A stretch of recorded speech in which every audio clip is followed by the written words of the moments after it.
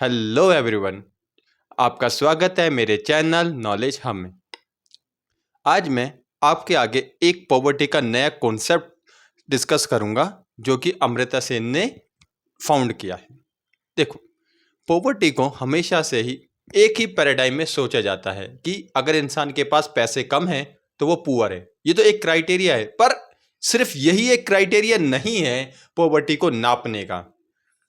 देखो, मान लीजिए एक लड़की है, ठीक है, वो डिक्टेटर देश में रह रही है। अब उसके जो घर वाले वो अमीर है, पर उसको पढ़ने की आज़ादी नहीं है, वहाँ पर अच्छे हेल्थ फैसिलिटीज़ नहीं है, फ्रीडम ऑफ स्पीच नहीं है, तो वो भी पॉवर्टी में ही गिने जाएंगे। उसे कहते हैं कैपेबिलिटी डेप्रिवेशन।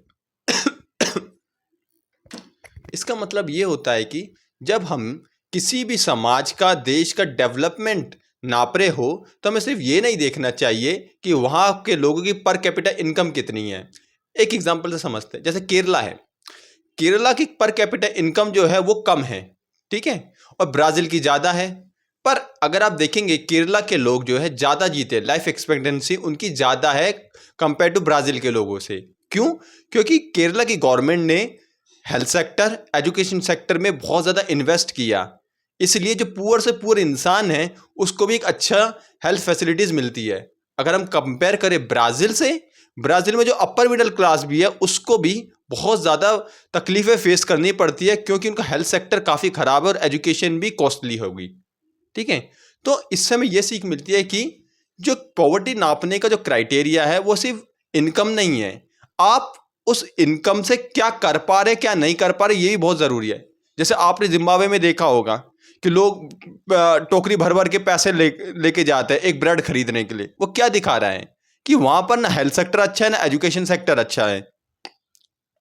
इसी वजह से वो लोग जो अपर मिडिल क्लास हुई, इवन रिच इंसान भी है, पर उसके फ्रीडम ऑफ स्पीच नहीं है, उसके पास अच्छी एजुकेशन नहीं है, उसके आसपास अच्छा हेल्थ सेक्टर नहीं है, तो वो भी गरीबी में ही गिना जाएगा। उसे हम कैपेबिलिटी डेप्रिवेशन कहते हैं।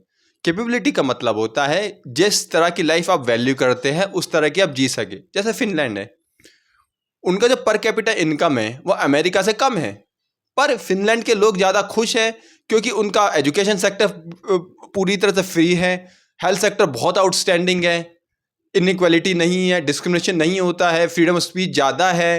तो इसी वजह से फिनलैंड जो है जैसे सेकेंड ज़्यादा बेहतर माना जाएगा, क्योंकि वहाँ के जो लोग हैं उनके पास ज़्यादा फैसिलिटीज़ है और वो अपने पैसों का ज़्यादा बेहतर यूज़ कर सकते हैं।